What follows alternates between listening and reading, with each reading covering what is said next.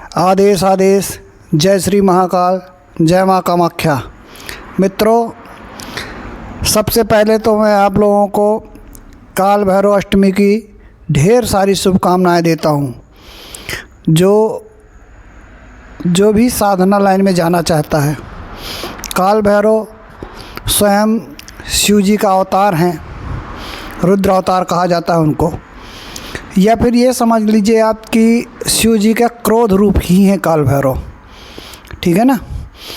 और काल भैरव किसी भी साधना को पूर्णता प्रदान करने में सक्षम है, किसी भी साधना को पूर्ण रूप से सिद्ध करने में सक्षम है, तो काल भैरव का शरण लेना ही पड़ता है। तो अगर आप देवी साधक हैं, अघोर साधक हैं, या जो भी हैं, आपके लिए काल भैरव साधना बहुत महत्वपूर्ण है मित्रों। तो 11 तारीख की रात को या 12 तारीख को दिन में सवेरे आपको क्या करना है, सरसों के तेल का दिया जलाना है, जो 4 मुँह का हो। चारों बाती में एक एक लौंग रखना है, एक पान का पत्ता रखना है, उसके ऊपर एक का सिक्का, और उसके ऊपर लड्डू रख सकते हैं अपन बेसन के, या जो साधक हैं जो जानते हैं वो मलीदा बनवा सकते हैं। जहाँ पे अवेलेबल नहीं है बनाने का, वहाँ पे अपन दही बड़ा भी यूज कर सकते हैं, क्योंकि उड़द के दाल का बना हुआ भोग होता है वो, या इमरती। इस तरह से भोग लगाना है मित्रों। काल भैरव अष्टकम का जाप करना है, पाठ करना है, और दिन में जाप करना है, रात में हवन करना है।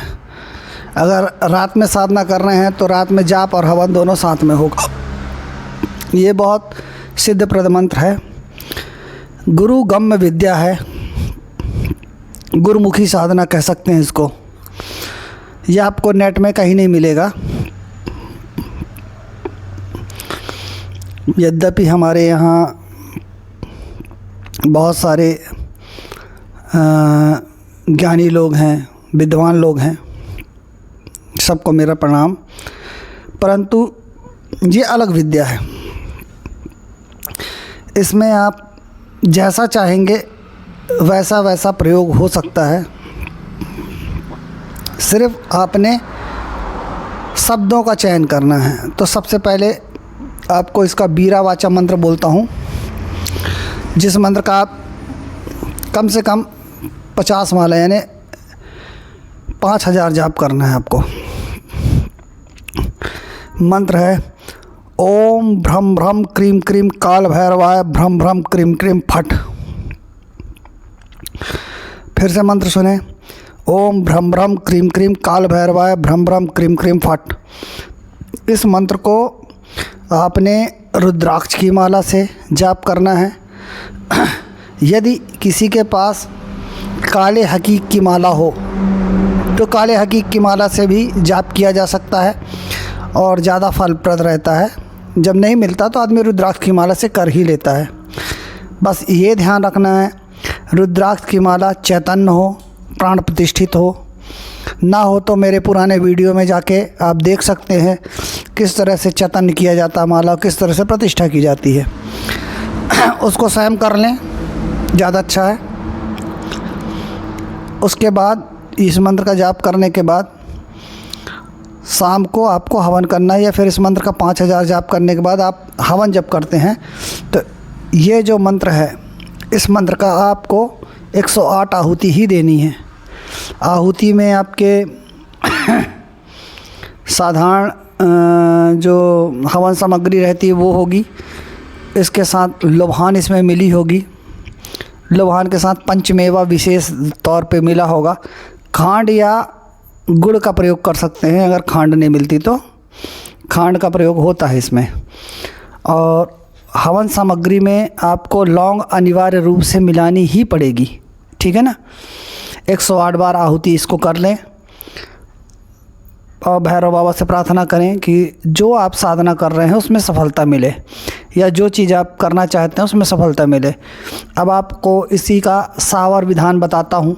इसको तो करना ही अभी पूर्ण नहीं हुआ, और इसका सावर विधान है। सावर विधान में पूजा यही रहेगी, मंत्र यही, जाप यही रहेगा, हवन यही होगा। इसके बाद सावर मंत्रों का हवन। सावर मंत्रों की एक विशेषता है, उनको अलग से जाप करने की आवश्यकता नहीं है। उनको जाप करते जाओगे, हवन करते जाओगे तो भी हो जाएगा।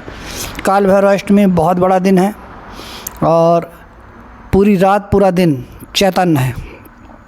इसलिए मैं आपको पहले ही बताया कि 11 तारीख की रात से लेके 12 तारीख को पूरा दिन, पूरी रात कभी भी किया जा सकता है इसको, इस साधना को।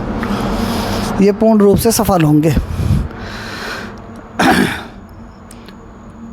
अब इसका सावर विधान सुने, सावर मंत्र सुने, क्योंकि इस मंत्र के बाद सावर मंत्र करना अनिवार्य है। ओम नमो आदेश गुरु का, काल भैरव किल किल करे, रगत मास का खप्पर भरे, भरे न खप्पर टूटे ना, जा बैठ बैरी के पास, बैरी मार मार घर पहुँचा, धुआं देख हसन पड़ावे, तब तो सच्चा कंकाली का पूत कहावे। डीठ मूठ सोदो टोनो, दैव दानो टोटक विद्या संकनी डंकनी, भूत प्रेत भरम सन्यासी, किया कराए लगा लगाया, भेजा भेजाए, शमशान की राख मुर्दे की खाक सभी दो, उसको नष्ट करके आना, जो कहूँ वो लेके आना, सारी सिद्धि सामर्थ्य लेके आना, तब तो सच्चा कंकाली का पूत कहाना। शब्द साचा पिंड कांचा, चले मंत्र ईश्वरी वाचा, सप्तनाम आदेश गुरु का।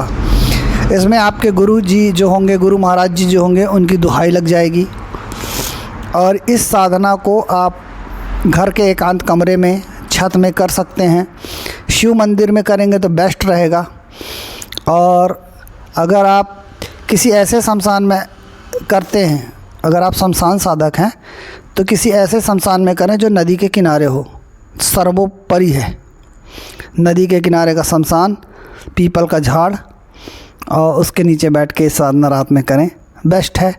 इसमें भैरव तो भय के नाशक हैं ही, उससे आपके जीवन में भय नहीं आएंगे, विषमताएं नष्ट हो जाएंगी। और जो ज्योतिष शास्त्र में भरोसा करते हैं उनके लिए एक सजेशन है कि जिनको लगता है कि शनिदेव से डर, कि शनिदेव कुछ गलत कर रहे हैं, या राशि में ऐसा हो गया, ये हो गया, वो हो गया, शनि की 7.5 ये ढैया चल रही है, ये वो, अगर ऐसा लग रहा है आपको, तो आपको यह साधना अवश्य अवश्य अवश्य करनी चाहिए। क्योंकि शनिदेव शिव को गुरु मानते हैं, यानी शिव का जो उग्र रूप है भैरव, इनको गुरु मानते हैं, इनको फॉलो करते हैं।